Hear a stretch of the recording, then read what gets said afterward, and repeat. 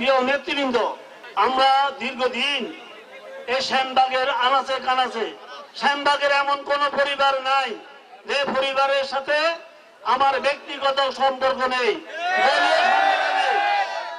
আমি মনে করি শ্যামবাগের প্রতিটা পরিবার এটা আমার পরিবার। আমরা দীর্ঘদিন বিভিন্ন আন্দোলন সংগ্রামে আমাদের নেতা জনাব তারেক রহমানের নির্দেশকে আপনারা যেভাবে বাস্তবায়ন করেছেন, সামনে যে নির্বাচন আসছে সেই নির্বাচনটাকে আপনারা সেভাবে অর্থবহ করবেন, এটা আমার অনুরোধ। প্রিয় নেতৃবৃন্দ, আপনারা জানেন এখন একটা সংকটময় অবস্থার মধ্যে দল আছে, কারণ এই যে ফেব্রুয়ারিতে 8 তারিখে যে নির্বাচনের যে ঘোষণা দেওয়া হয়েছে আপনারা জানেন, সেগুলি আমাদের মধ্যে ঐক্যমত একটা কমিশন করা হয়েছিল। সে ঐক্যমত কমিশনের মধ্যে আমাদের দলের কিছু কিছু ব্যাপারে দ্বিমত ছিল, নোট অফ ডিসেন্ট দিয়েছে, আপত্তি দিয়েছে। তখন কিন্তু সিদ্ধান্ত ছিল আমাদের দলের আপত্তি সহকারে কিন্তু ওই যে ঐক্য পরিষদের যে সনদ সেটা ডিক্লারেশন হবে। দুর্ভাগ্যজনক সত্যি, কিন্তু সেটা একপেশি হয়ে গেছে। সুতরাং আজকে গুলশান অফিসে আমাদের দলের নীতি নির্ধারণী বৈঠক বসেছে, সেখানে সাংবাদিক সম্মেলন করেছে।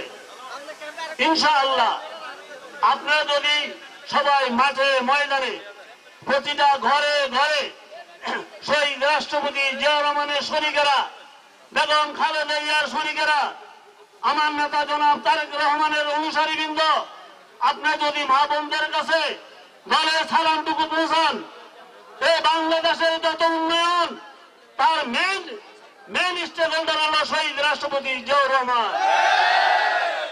তলাবিহীন জয়ী সারা পৃথিবীর কাছে যেই দেশ পরিচিত ছিল, সেই তলাবিহীন জয়ী থেকে অর্থনীতিতে, কৃষিতে, মৎস্যে, বিদেশি যে আমাদের যে কর্মসংস্থান, আমাদের বিদেশের সাথে যে বন্ধুত্বপূর্ণ সম্পর্ক, আমাদের দেশটাকে সারা পৃথিবীর মুখে একটা আদর্শ দেশ হিসাবে যেটা উপস্থাপন করেছেন, সেটা হলো শহীদ রাষ্ট্রপতি জিয়াউর রহমান। এই সাত সম্মেলন এখন কিন্তু আমাদের পার্শ্ববর্তী ভারতের কারণে সেটা আজকে অকেন্দ্র হয়ে গেছে, কিন্তু সেই স্মারকও কিন্তু স্বপ্নবস্থা যার প্রতিষ্ঠাতা ছিলেন শহীদ রাষ্ট্রপতি জিয়াউর রহমান। আমরা আমাদের ত্যাগের মাধ্যমে আমরা আমাদের প্রতিটা কর্মসূচি যাতে শহীদ রাষ্ট্রপতি জিয়াউর রহমানের আদর্শের পরিপন্থী না হয়, আমরা সেই কাজটুকু করবো ইনশাআল্লাহ। আমাদের দেখে যেন মানুষ, সাধারণ জনগণ, এই দেশের আপামর জনগণ যেন বিশ্বাস করে আমাদের মাধ্যমে যেন শহীদ রাষ্ট্রপতি জিয়াউর রহমানের প্রতিচ্ছবি দেখতে পায়, আমার নেত্রী বেগম খালেদা জিয়ার প্রতিচ্ছবি দেখতে চায়, আমার নেতা জনাব তারেক রহমানের প্রতিচ্ছবি দেখতে পায়। আপনারা যারা এই দলের জন্য গত 17 বছর আন্দোলন সংগ্রাম করেছেন, যারা গুলি খেয়েছেন, জেল কেটেছেন, এমনকি নিজের বিধবাড়ি সাড়া করেছে হয়েছেন, তাদের প্রতি আমার লাস্ট অনুরোধ থাকবে, আমাদের কিন্তু এই আন্দোলন সংগ্রামের যে রেজাল্ট পাইতে হবে, সেই রেজাল্ট কিন্তু আগামী জাতীয় সংসদ নির্বাচনের মাধ্যমে